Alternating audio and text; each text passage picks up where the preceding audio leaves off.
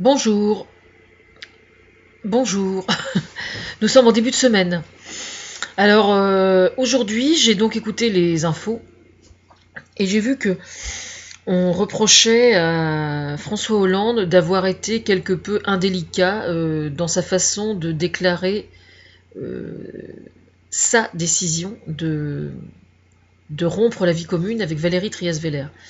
Alors hier j'étais à un concert justement et quand je discutais avec quelqu'un et quand je lui ai dit que j'étais la conseillère de François Hollande, il m'a dit alors qu'est-ce que vous en pensez Enfin bref, donc on m'a travaillé un peu au corps là-dessus, donc j'ai dit ce que j'en pensais.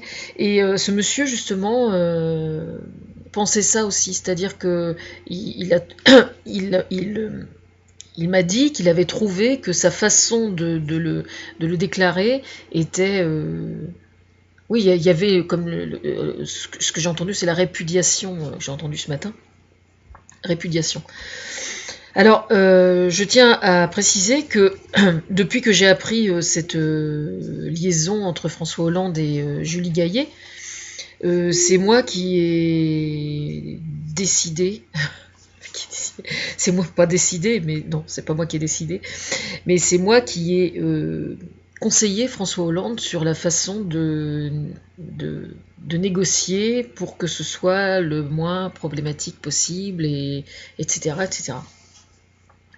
Et donc, notamment quand tout le monde s'impatientait, il y a quelques jours, enfin je sais plus, il y a une semaine maintenant, quand tous les socialistes s'impatientaient, y compris au sein de l'Élysée, en disant bon, il peut pas rester comme ça, il faut qu'il prenne une décision, etc. Donc alors évidemment ça je le fais pas en vidéo, je le fais en privé bien évidemment. En l'occurrence je l'ai fait par l'intermédiaire de Thomas Fersen par le chat sur mon mur Facebook. Ça fait longtemps que j'ai écrit à l'Élysée directement, en fait c'est comme ça, c'est sans importance. L'essentiel c'est que ce soit transmis à la bonne personne. Donc, à quoi reconnaître... Alors, est-ce que François Hollande est un mufle La réponse est non, je ne pense pas que François Hollande soit un mufle.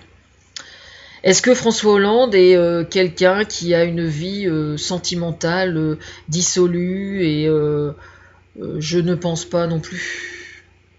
Je ne pense pas non plus. Et pourtant, Dieu sait, je suis quand même assez difficile hein, sur les mecs avec qui je collabore.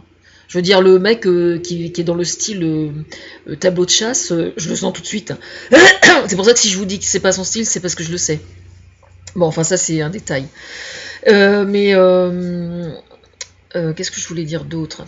Oui, à quoi reconnaît-on on va essayer d'extrapoler un peu hein, par rapport à... Parce que bon là c'est le président de la République, c'est une chose, mais ce qui est intéressant c'est de voir le comportement des hommes en pareille situation, n'importe qui, je veux dire, n'importe qui dans la rue, quoi.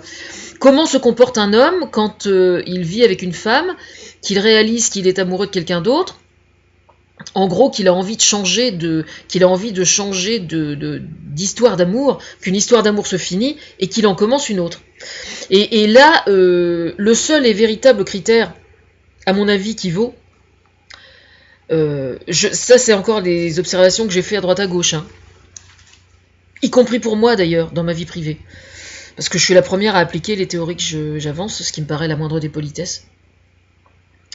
Le seul et unique critère qui montre qu'on a du respect pour la femme trompée qu'on a aimée avant et qu'on n'aime plus et qu'on souhaite quitter, ça n'est pas dans la façon officielle de le présenter que ça se passe, mais dans le laps de temps qu'il va mettre à la remplacer entre guillemets. C'est-à-dire, là, en l'occurrence, parce qu'évidemment c'est beaucoup plus visible parce que c'est le chef de l'État, en l'occurrence, le seul véritable critère pour savoir quel va être le degré de respect qu'il a vis-à-vis de Valérie Trias-Veller, ça va être c'est strictement le temps qui va se passer entre le moment où le poteau rose est découvert et le moment où il va dire à une autre femme je te propose de venir vivre à l'Élysée à mes côtés. C'est là et uniquement là qu'on peut vraiment voir si c'est un goujat ou pas. Alors là, vous remarquerez que je prends des risques quand même. Hein. Je prends même beaucoup de risques. Parce que moi, j'ai dit à j'ai dit à Thomas Fersen il y a quelques jours, je lui dis bon alors premièrement il faut quand même qu'ils prennent une décision et je lui dis il faut que ce soit leur décision à tous les deux bien évidemment. Il n'est pas question que ce soit lui qui décide de ce qu'il fait de sa vie maritale avec Valérie Trierweiler, mais que la décision soit vraiment prise en compte par les deux et en tenant compte bien évidemment de son désir à elle. Ce qui me paraît tellement évident, mais je l'ai précisé quand même. Et donc j'ai expliqué à Thomas Fersen, je lui ai dit, voilà, je lui dis là maintenant, je lui dis là avec la situation telle qu'elle est, je lui dis il faut qu'il respecte plusieurs mois avant d'inviter quelqu'un d'autre à vivre à l'Élysée. Je lui dis parce que là ça rigole pas quoi. Je dis il faut vraiment respecter ça. Alors là où je suis morte de rire en fait c'est que je sais absolument pas combien de temps sont nécessaires parce que je ne le connais pas suffisamment dans l'intimité pour pouvoir me le permettre. Et je connais pas non plus Julie Gaillet non plus. Je sais pas du tout quelle est sa façon à elle d'envisager les choses. Je sais pas. Puis ça me... Enfin si, ça me regarde, mais je veux dire à partir du moment où je ne suis pas dans les secrets de... J'irai pas jusqu'à dire de l'alcôve, mais bon, je suis pas dans le secret de leur relation. Je peux pas m'avancer bien évidemment, mais...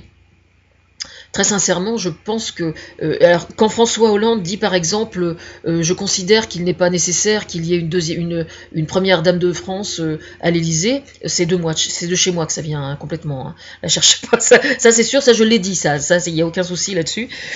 Donc oui, voilà, bah, c'est moi qui donne les conseils. Voilà. Parce que je sais tout simplement, enfin ça ne m'est jamais arrivé, mais j'imagine, n'importe quelle femme est capable d'imaginer ce que peut ressentir une femme qui est trompée et qui se voit remplacée dans le cœur de l'homme qu'elle aime, bien évidemment. Hein. Donc je comprends très bien ce que peut ressentir Valérie Trierweiler et je suis super contente qu'elle soit partie en Inde d'ailleurs. Parce que ça va lui permettre de prendre l'air et de se sentir utile et de faire quelque chose de bien de sa vie maintenant, quoi. Et j'espère que j'ai entendu que sa vie professionnelle était maintenant bousillée et tout. Faut arrêter, quoi. Je veux dire, ça va. Il y a une vie en dehors du rôle de la femme du président de la République. Hein. Enfin, même s'ils n'étaient pas mariés, il y a une vie hein, après. Faut quand même pas rêver. Hein. Faut arrêter. Il faut peut-être arriver à la considérer comme une femme normale, respectable et qui a quelque chose dans le ciboulot d'autre que d'être la compagne ou la femme d'eux, quand même. Hein. Je veux dire, faudrait peut-être être mature un petit peu. Hein. Enfin voilà, donc, alors moi je dis, 2 mois, ça me paraît vraiment le strict minimum, plus serait idéal. 3 mois, plus ce serait... Je pense que l'idéal ce serait qu'il n'y ait pas du tout. Enfin, peut-être que ce serait ça l'idéal. Hormis moi, non pas dans le rôle de la compagne, mais dans le rôle de la conseillère, juste que j'ai un bulletin de salaire, quoi. Hein, voilà. Voilà. Vous n'êtes pas obligé non plus d'attendre plusieurs années comme quelqu'un que je ne citerai pas. C'est pas obligatoire non plus, hein, parce qu'il y a des gens qui attendent plusieurs décennies aussi. Et voilà. Alors, je ne crois pas en leur réincarnation particulièrement, donc j'aimerais bien que ça ne tarde pas trop. Voilà.